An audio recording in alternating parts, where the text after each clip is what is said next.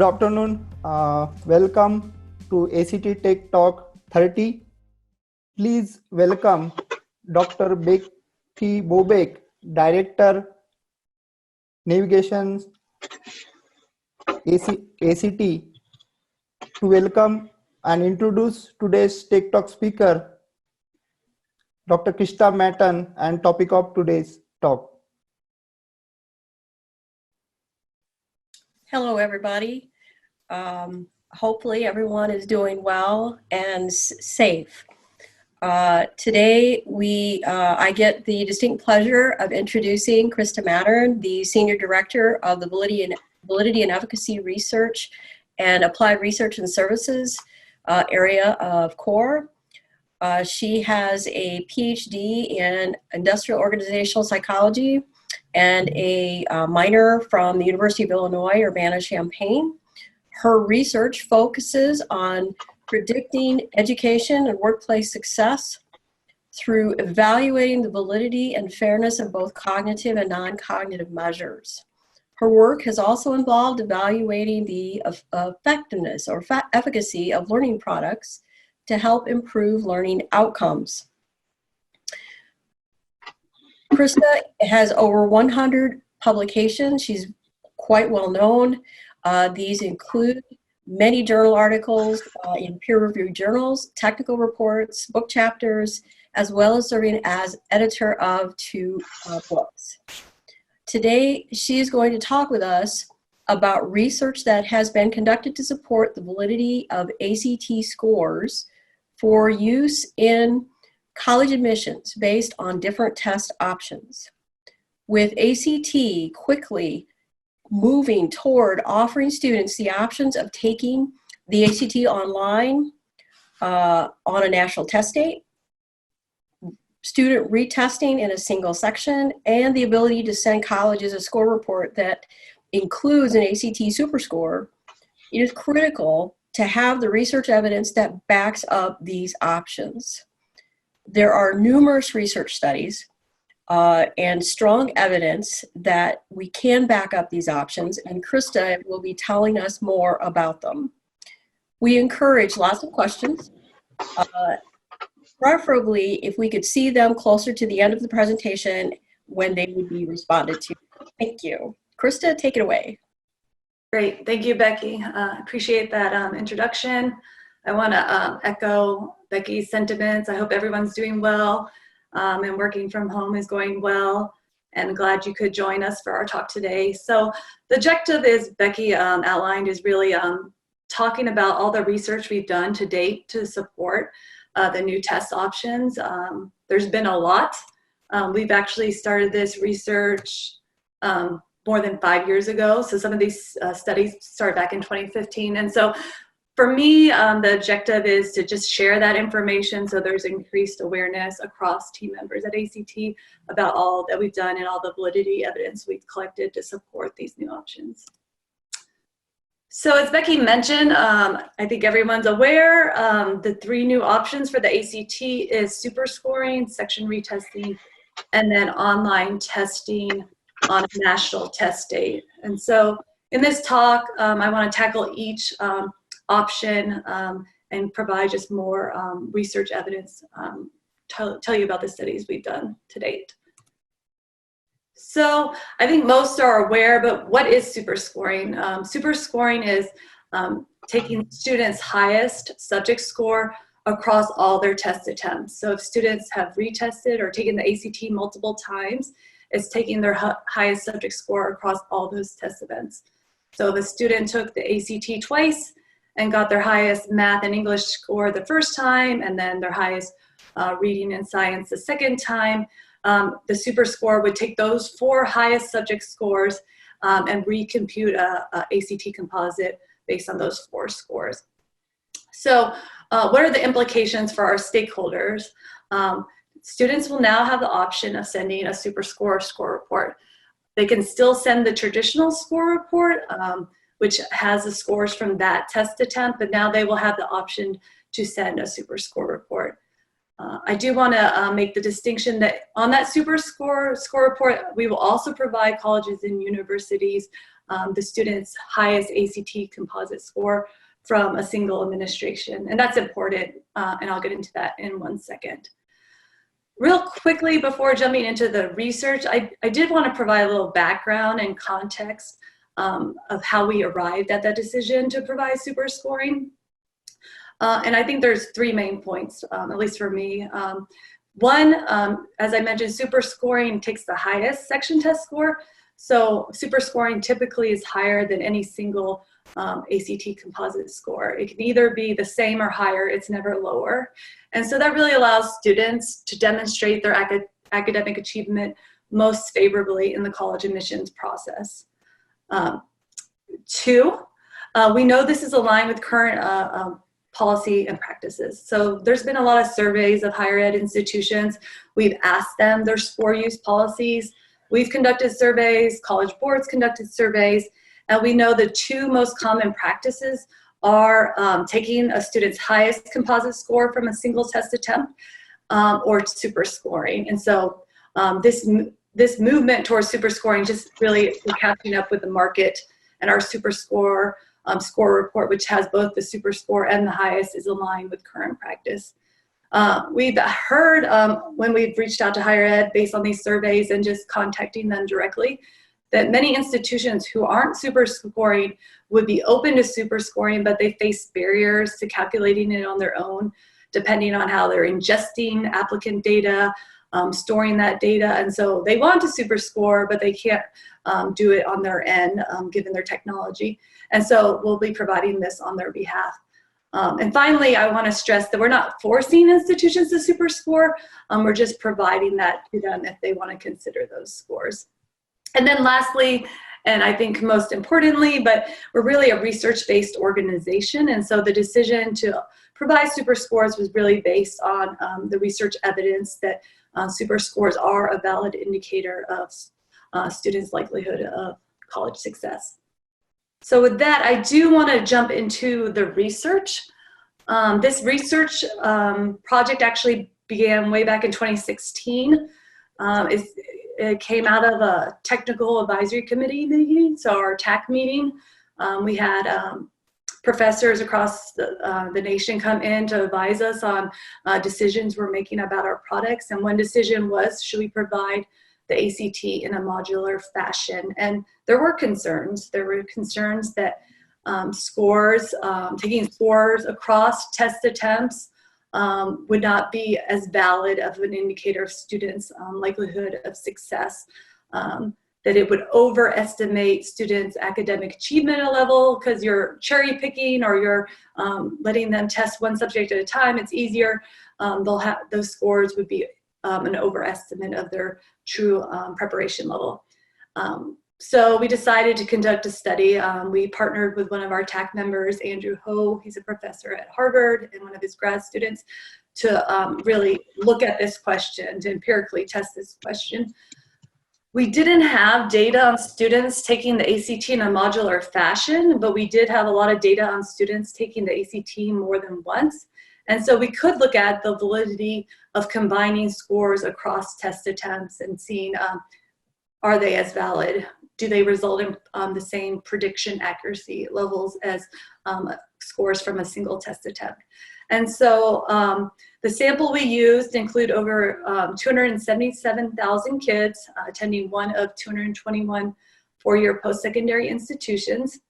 And we evaluated the predictive strength or the correlation and the predictive accuracy of 4 scoring methods.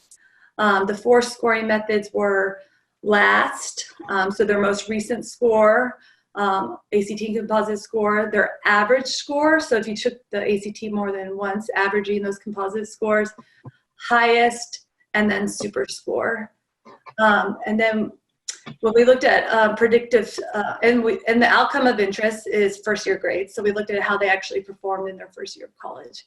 In terms of predictive strength, again, the correlation between these different scoring methods and first year grades, we found that the correlations were similar. They ranged from 0.39 to 0.41, with a slight advantage for super scoring. That was the 0.41. And then something interesting occurred when we looked at prediction accuracy. And so that's what's plotted here in this bar chart. We looked at whether these scores systematically over-predicted or under-predicted how well students would do in college based on the number of times they tested. So if you look at this bar chart on the x-axis, it goes from it shows the number of testing occasions from 1, 2, 3, or 4 more times. And then the prediction error is the difference in their predicted first-year GPA compared to their actual first-year GPA. So the magnitude of that prediction error is in the GPA scale. Negative values means that we over-predicted how well students did in college, so they actually performed worse than we expected. And then positive values mean we under-predicted how well they would do in college, so they performed better than what we predicted. And so if you want to focus on the retesters or looking at 3 times or more, you can see that we under-predicted how well they would do in college. They actually did better than our models would predict. But if you look at the different scoring methods, and those are the different color bars, you see that the gold bar, which is the superscore bar, it's the smallest, so it minimizes that differential prediction.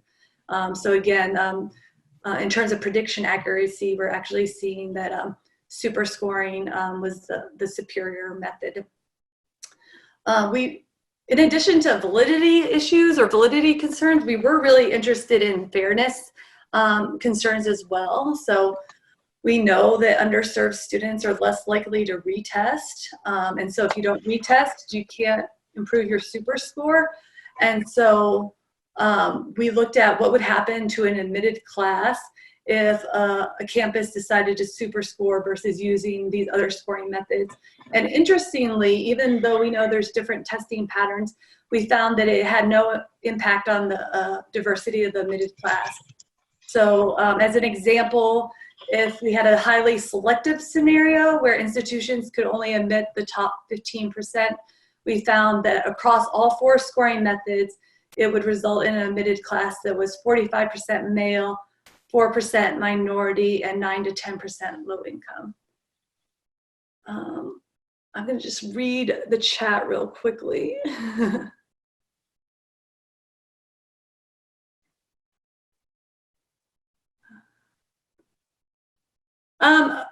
There was a question from Eric Dickerson asking about super scoring. I said one benefit is it allows students to demonstrate their academic achievement most favorably. And he said, well, what about fairness issues about students who tested prior to this change? And I just want to reiterate again, colleges are already super scoring. So that just because we're moving to super scoring, this shouldn't have had a negative impact on previous cohorts. And it's still up to the discretion of the college of whether or not they super score. So even though we're making this move and we'll provide that information, colleges still may not super score. And so our recommendation or our guidance is really, it's really up to the discretion of individual institutions whether or not to super score, but they should apply that to all their applicants so that it is fair. If you're super scoring for SAT applicants, then you should super score for ACT. And so that's not really an issue.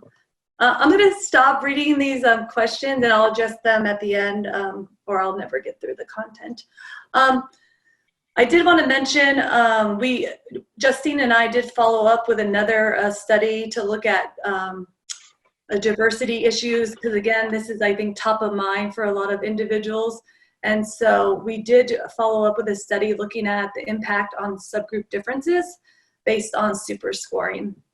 As you all know, we release national ACT data annually for our condition report, for our profile reports, and we show ACT performance not only overall, but by student subgroups. We know there's large subgroup differences. And we wanted to see, well, what would happen to those subgroup differences is if instead of relying on students' most recent ACT score, what if we use their super score? And so that's what we evaluated. And what we found is that subgroup differences did increase, but it was a very, very small amount. It was very marginal amount. The average increase in subgroup differences was 0.17 on the 1 to 36 scale. So you can think of an example to put that in context. We know that, and the groups we looked at, sorry, I should have been clear, is we looked at gender, race, ethnicity, family income, and parental education. For an example, we know African-American students score 5.3 lower on the ACT composite compared to white students. That's based on most recent. If it was super scoring, it would be 5.4. So it did increase, but very slightly.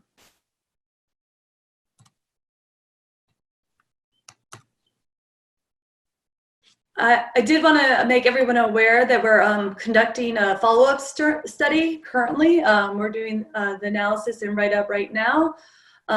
And it's really an extension of the study I mentioned with first-year GPA. We clearly found good support for super scoring in terms of the predictive strength and the predictive accuracy in terms of how students do in their first-year courses. And so we wanted to look at another outcome of interest. So we looked at completing a college degree. On this slide, I'm focusing on 4-year students who earned a bachelor's degree within 4 years. We looked at degree completion for both 4-year students and 2-year students within 100% of time and 150% of time. But the results are, the pattern of results is consistent across these different groups and these different outcomes. And they're very similar to the first-year GPA results. We still found that super scoring was predictive, and it was similar to other scoring methods. The point biserial correlation was 0.36 for the 4 methods. And then this bar chart is, again, the differential prediction results, and it's exactly the same as what you saw on the previous slide, the same pattern of over and under prediction based on the number of times students tested, with super scoring showing the least amount of differential prediction. The only difference is how you interpret this. Instead of difference in predicted first-year GPA, this is difference in the predicted probability of earning a bachelor's degree within 4 years. And this is based on a really large sample. This is our 2010 ACT tested cohort matched to the National Student Clearinghouse. So it includes over 800,000 students and over 1,500 4-year institutions. We also did additional analysis controlling for income, controlling for high school GPA, and the pattern of results still held. So again, more support for super scores as a valid indicator of students' readiness for college. I also wanted to make everyone aware that we have created this publicly available Tableau Dashboard. So when we announced the new options last fall, we did receive quite a number of inquiries about the impact of this new scoring policy super scoring on the ACT score distribution. So clearly, as I mentioned, ACT scores will go up if you super score, but what's the magnitude of that impact? It's really relevant for states, for higher ed institutions. They may have policies in place where they've set minimum cut scores, where students automatically qualify for admissions, they automatically qualify for scholarships. And so there's financial implications for our clients if they do move to super scoring, because there will be a larger number of students who will meet that cut score. And so I'm not going to demo the database today, but if I encourage anyone who's interested to go out and play around if they're interested, you can access this database at act.org/data-viz. That is data, D-A-T-A, viz, V-I-Z. And on that landing page, you'll actually find a bunch of Tableau dashboards, but this is one of them. But the point is to show visually and in tabular form. This is the visual tab, but you can see the distribution of ACT scores. So here on the bottom is the 1 to 36 scale. You can see for recent highest super score, you can see the distributions moving to the right. So more students are scoring higher as we go to highest and super score. And you can actually, we provide not only that distribution, but the change in the distribution. So this is the change in number of students scoring at each score point when you go from recent to highest. And we also have the means. So we do know that the means go up, but it's not a large jump. For example, this database is using the 2019 ACT tested grad class, which is about 1.8 million students. We see based on most recent, the average ACT composite score was 20.7. For Superscore, it's 21.2. In this database, you can look at it nationally, and you can look at it for specific states. We have also, and Ty Cruz has really been leading the efforts at building this and running all the data. Higher ed institutions are clearly a client that wants this information and has requested this information. So we've also computed it for post-secondary institutions. It's not available online given the sensitive nature of that data, but if institutions request it, we will provide it to them. And then the second tab, this is the tabular view. Again, you can think about how a client or a stakeholder may use this. A state or a college may have a policy in place whereby if you achieve a 30 or higher, you qualify for merit aid. And so you can see the cumulative number of students who met that requirement and the percentage when it was recent, and then you can see how it may increase as you go from highest and then to Superscore. And so they can project the financial implications if they decide to change their policy to include Superscores, not just their most recent scores. And so stakeholders, clients have been very happy that we've been providing this information to them. And so it's been a handy resource.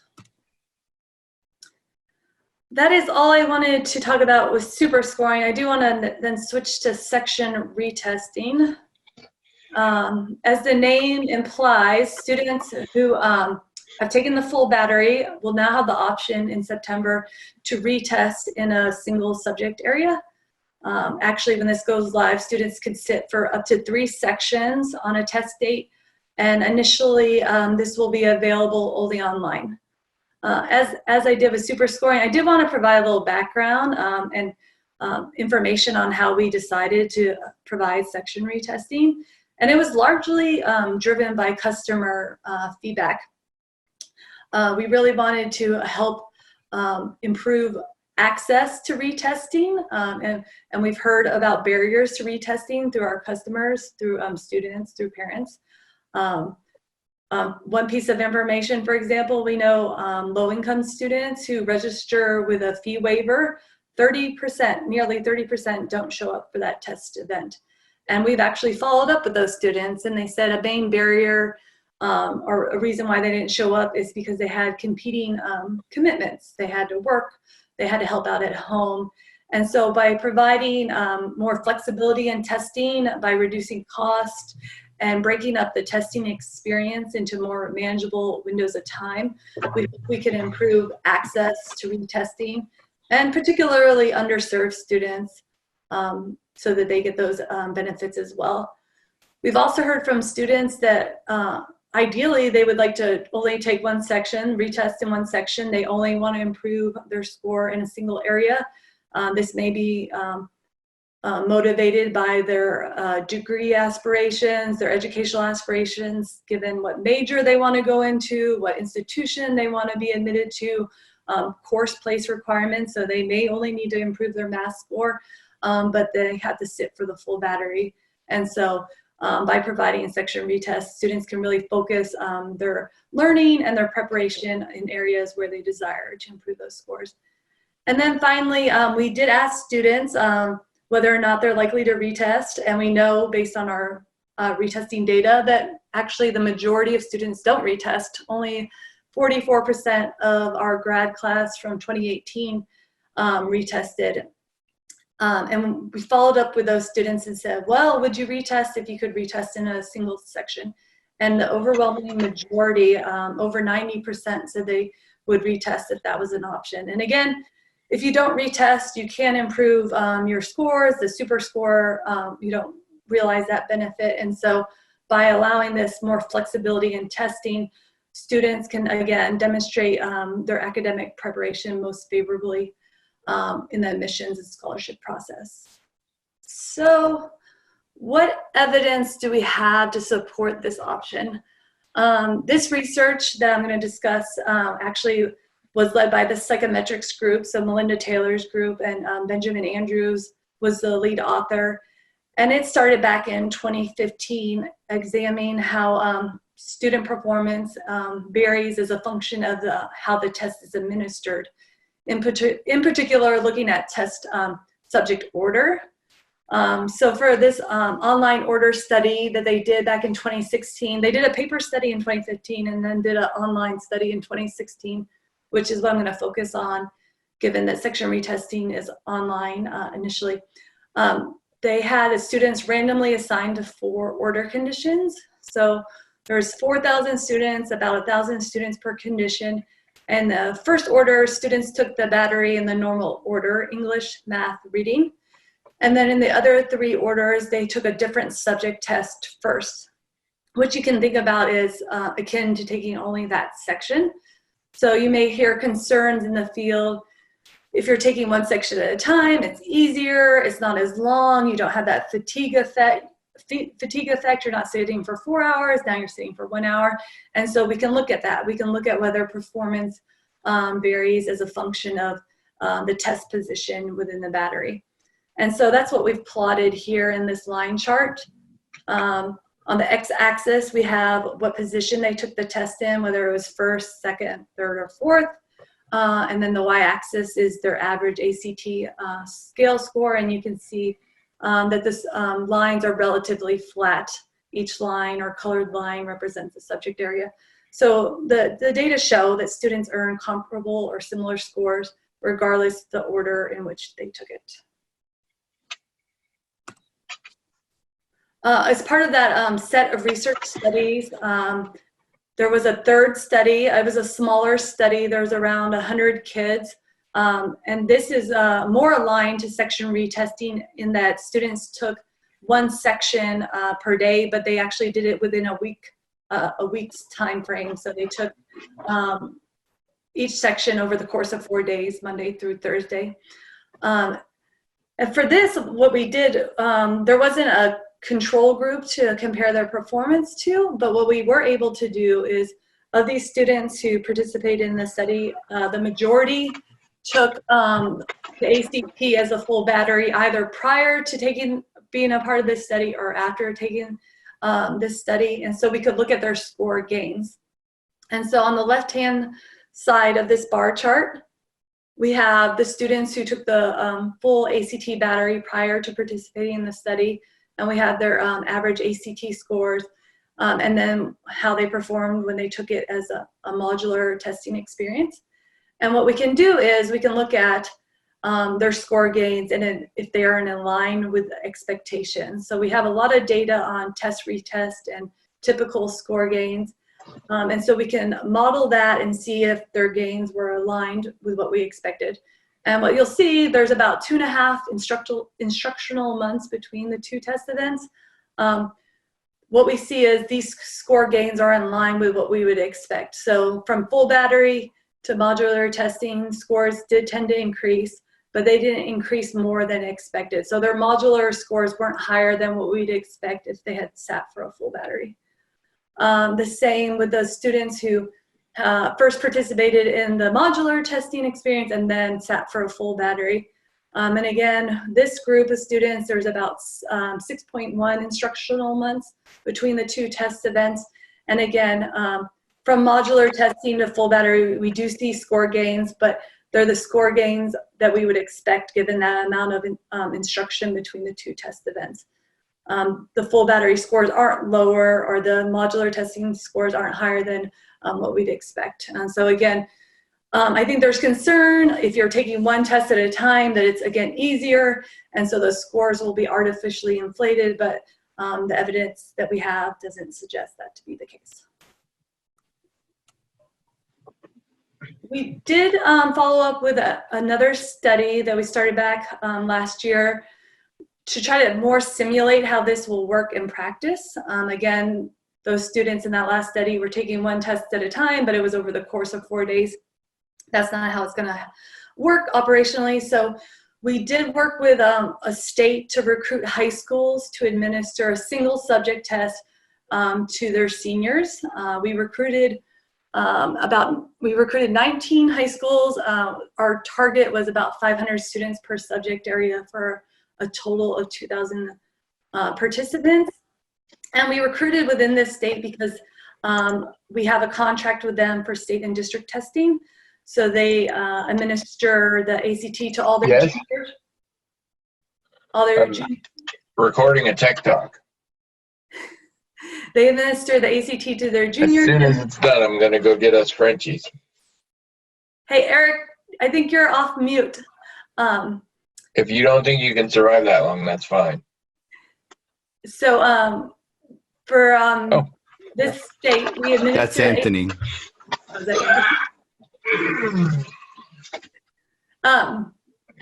So this design, we specifically recruited from this state because they administered to all their juniors in the spring, and then we had the section retesting their senior year in August or September, and then they do a senior retake in October, so a month later. And so we expected these students to be motivated because this would be a good practice experience for them to take a single section to see how they were preparing for their real operational senior retake. And so what we did was, based on their junior scores, we modeled how we expected them to perform on their section retest, and then we looked at their actual performance. We did have an issue with students not being motivated or engaged. These students did not receive college reportable scores. And so we did notice that a lot of students were not motivated. So we used typical criteria. We used to flag students for not being engaged, such as having a high omit rate. So if they didn't answer 25% of the items, they were flagged. If they had long strings, so they answered the same with the same item response for 10 items in a row, like 1, 1, 1, 1, 1, 1. Or if they had pattern responses, so they answered 1, 2, 3, 1, 2, 3, 1, 2, 3. So we can use those criteria to flag students for not being motivated. And so I do want to be clear that the results I'm showing right here are based on engaged students. In our full research report that you can access, we provided both for the overall sample and the engaged sample if you're interested.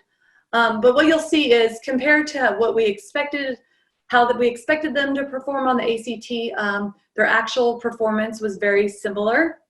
They were not significantly different for English, reading, and science. The only content area where we did find that students performed better than what we expected was math.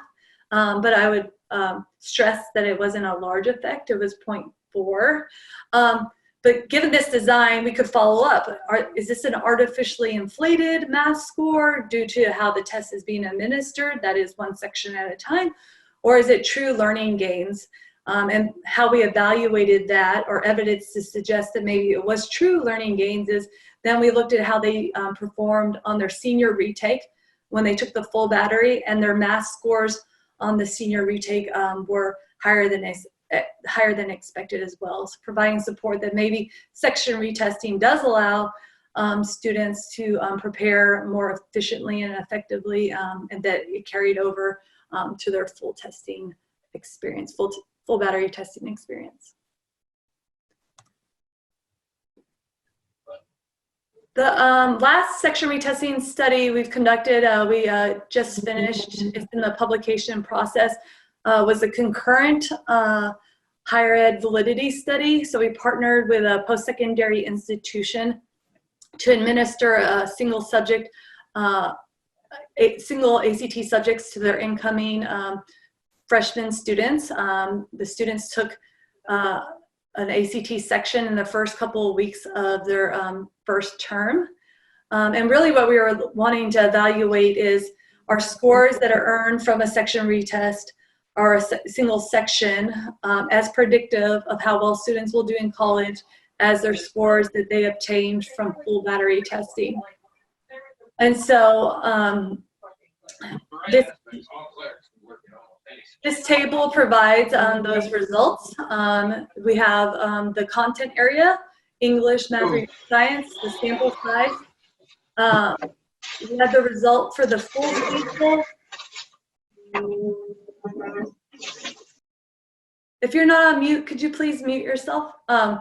We have the results for the full sample and the subsample, because again, we had some issues with engagement. And then what you'll see under the full battery and the section retest columns is the correlations between those ACT scores and their first term GPA. If you focus on the section retest column, you can see that those scores that students earned when they took a single section were predictive of how well they did in college. And then we also evaluated whether those correlations were significantly different than the correlations obtained from their full battery scores that they earned when they were in high school. And you can see the z-test and the p-value, none of the correlations were significantly different from each other, which means you can conclude that based on this limited sample, that section retest scores were as predictive of first term GPA as full battery scores. Again, very small samples. It was only one institution. We're clearly going to revisit this issue when we go live and can get more college outcomes data. Additional analysis we did as a part of this study, we wanted to look at the predictive validity of superscores when they included not only full battery scores, but section retest scores. So all the super scoring research I shared with you was combining scores across test attempts, but it was always full batteries. Here we could combine these section retest scores with full battery scores to compute a super score. And the take-home message is, yes, the super score line, regression line, which is the gold line, it does show that there's a positive relationship between ACT performance and first term GPA, and that the relationship is very similar to what we obtain when we use their most recent scores. The lines are practically on top of each other. So again, providing validity evidence in support of those scores as well. So that was section retesting. Moving on to the last option, online testing. I think everyone knows, but I think it's important to stress online testing for the ACT is not new. It's only new as a national test date option. We've been providing online testing for state and district since 2015 and internationally since 2018. And so we have a lot of expertise and a lot of experience providing that feature. In terms of background, this is a great option for our customers. Clearly, students can now get their scores faster as soon as 2 business days or 48 hours. We've heard this is very important for students, for parents. We also know students today are often coined digital natives, are classified as digital natives. They've grown up using technology, they've grown up using computers, and so for many, this is their preferred testing method. And so by providing this option, they have the flexibility to choose the testing mode which they're most comfortable with. In terms of research, like I mentioned, we've been doing online testing with ACT back in 2015, and we've done an extensive amount of work looking at mode comparability. This is really being led by the psychometrics team, Melinda Taylor's team in particular. But we do want to look at score comparability. So do we see whether or not students perform similarly if they test on computer versus test on paper? And we have evidence to suggest that there is a small mode effect, and so we do apply a mode adjustment operationally. And you can think of this as the same as our normal equating process. Just like we equate different forms that are on the same mode, we can equate the same forms that are on different modes, and that's what we do.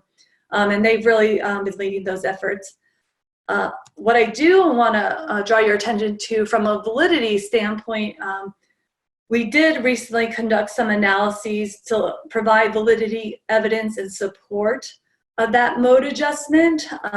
In particular, we looked at whether ACT scores exhibited differential prediction by mode. That is, students with the same ACT score but tested on computer versus tested on paper, do they have the same college performance? And so we can actually evaluate that. And if we don't find differential prediction, that would provide support for applying a mode adjustment. To conduct these analyses, we did use state and district testing records because that's where we do have online testing currently. And we looked at a variety of college outcomes. We looked at their first year GPA. We looked at their course grades, in particular courses, the ones we used for our benchmark studies. And we also looked at retention to the second year.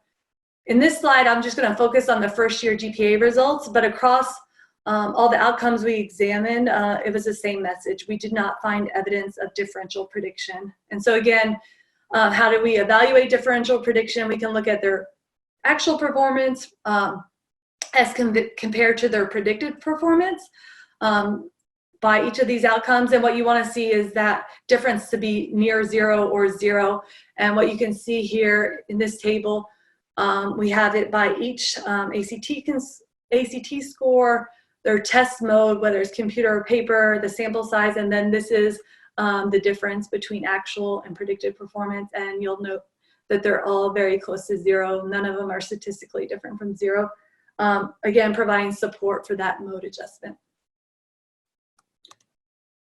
And then the last section, the intent is to share these slides at the end of this talk as really a resource to you all. And in this last section, I did want to highlight publicly available resources in case you have questions from colleagues internally, if you receive questions from our clients. We do have a lot of resources out there to help support you in that regard. First, I did want to point out we do have a dedicated landing page for these new options. It's act.org/new-first. When you go to that landing page, you can sign up for notifications. So when new information is posted, you can receive a notification. There's also a very extensive FAQ that's very helpful for particular questions stakeholders may have. We have done quite a few webinars, national webinars to get that information out in the field. Prior to even announcing the new options, we did seed the market with discussing the super scoring research and the evidence we had in support of that scoring practice. You can find those webinars on the landing page for ACT's recorded webinars. There was 2 more that we've done that I didn't see on that landing page. So I provided screenshots here and actual links to those recorded webinars as well. In addition to webinars, we've released a couple blogs, again, just describing these new options, detailing some of the research evidence we have in support of those, and those links are provided here.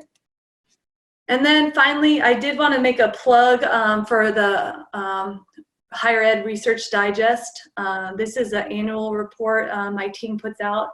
The purpose is really to provide relevant, timely, practical research insights to practitioners, to higher ed practitioners.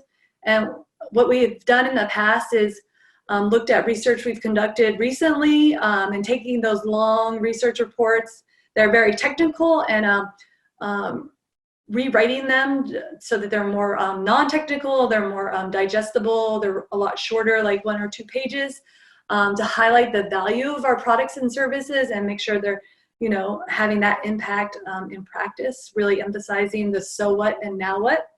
And so each year it's really a collection of different topics based on the research we've been doing in the higher ed space.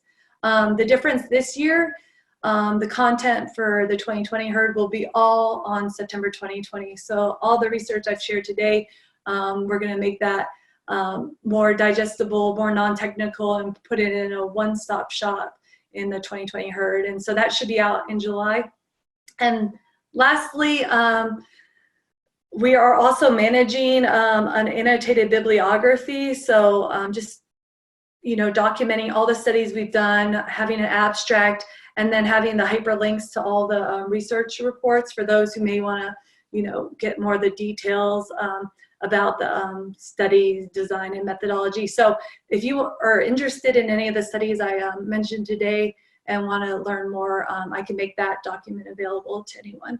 So you can just email me if that's of interest to you. And so that's all I had. I know there's questions that were coming in through chat, but I couldn't multitask, so I will look at them now.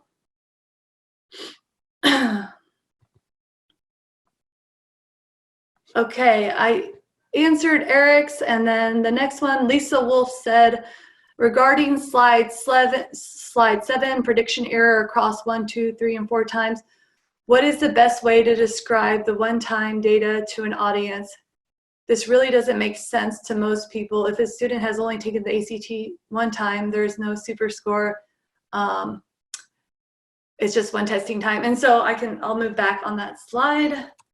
And this is a question we get a lot, so thanks for asking it, Lisa. And hopefully I'll give a good response that you think will be helpful, but it's exactly right. So if you've taken the ACT only one time, clearly your last, average, highest, and super score score is always the same, right? Because you only have one score. And so a question that arises a lot is, why are these values different? And that's because you'll see up here, they're similarly predictive of first-year GPA, but it does vary a little bit. And so when we did these analyses, we ran 4 different models. We ran a model for last, we ran a model for average, we ran a model for highest, and then for super score. And so those lines are slightly different. Even though the correlation is pretty similar, there are differences, and then those lines are slightly different. And so we're really evaluating those regression lines by scoring method, and that's why you see slightly differences by the different scoring policies. And hopefully that answered your question, and if not, Lisa, we can chat offline. And that was Kate's question as well. Next question. Okay. All right. And then someone was answering the question for me. All right. John Whitmer provided the direct link to the Superscore database. Thank you. Tim Osborne, section retesting, customer feedback assisted our decision in offering. Who was a customer in this case? Hearing a lot of concerns from those who have to administer and from higher ed on best use of section retesting. All agree from a student perspective it's a win, but from a practitioner standpoint, there are great concerns. I will speak to this as best as I can. We did have an advisory board we met with.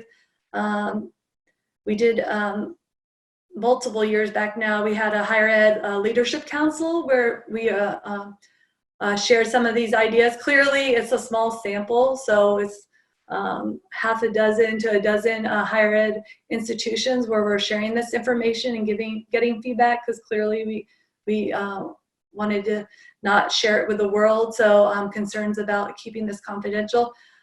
We did meet, we had focus groups at the Enrollment Management Summit with higher ed institutions and got their feedback in terms of section retesting. And again, we received a lot of positive support, but it was a small group. And I think now that we've unveiled it to the public at large, we have heard concerns. So I think this is probably a lesson to be learned about how we collect that information maybe going forward.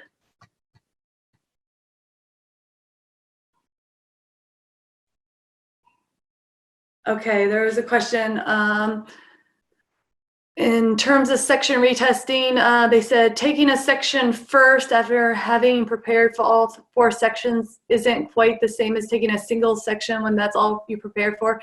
I would say that's absolutely correct. That study was just looking at performance by order. and I think it's a strong study in that students were randomly assigned conditions, and so we could look at just whether, taking it first versus having to take a section at the very last. We could look at that, and that's why we did do the follow-up studies. But we did want to make sure, regardless of order, because now we know some students will only be taking one, the performance isn't impacted, and so we want those scores to still be comparable. To your point, I agree. Preparing for a single section, you may prepare differently. Your scores may go up more. And what we want to see, and that's what we were trying to get at with the high school study that I presented, if you do perform better, hopefully that's true learning gains. It's not an artificial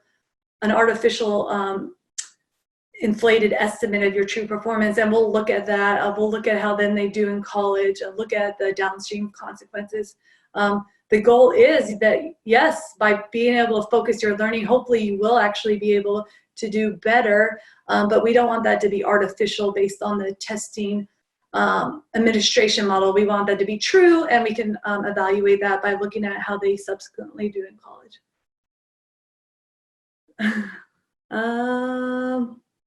Then there's a lot of comments about Frenchies and wanting more food.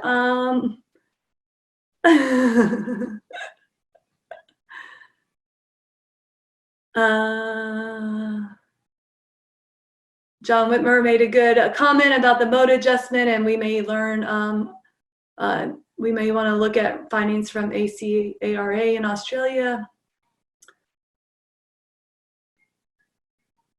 Aaron Yao asked, what are the implications of field testing items on paper or online with how the items are ultimately used operationally? Will we move to field testing items online as we get greater adoption of the online assessment? That's definitely something that we're investigating. Right now, you're exactly right. Field testing is done based on paper, and so they're looking at how we can do that now that there's an online option, though I'm not sure if any decisions have been solidified.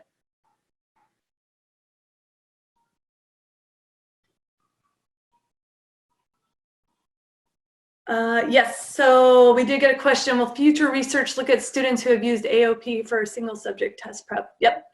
So many of you may not be aware, but we're still partners with Kaplan. We're updating our test prep suite. I know there are new test prep products that are going out there, in particular that align with the new test options. So there will be the test prep book that focuses on single sections. There's other offerings that haven't been fully solidified, but yes, Edgar Sanchez in my team is the lead for test prep, and I think that's something very, very important, something he's been thinking about, to look at how test preparation changes based on these new options, and test prep usage and how it impacts test score gains. All right, those are all, I think I got through all of them. We still have 6 minutes.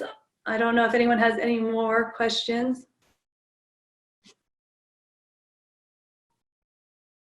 Any questions?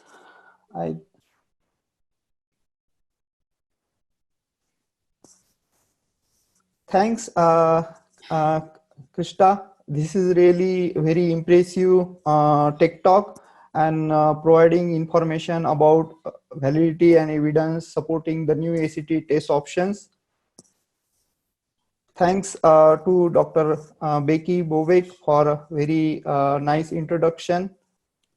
Thanks to all the participants for your support and attending this tech talk through Zoom. Also acknowledge our ACT Next and ACT team members for their support for making this talk successful.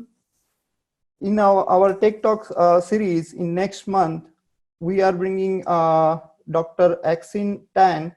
She is Associate Professor at Department of Statistics, University of Iowa, and she will present her talk on the theory and practice of Bayesian computing on May 13. So we look forward for your presence for this another interesting tech talk, and Thanks again for your presence. Thank you, Krista. Thank you, everyone. Yep. Thanks, everyone.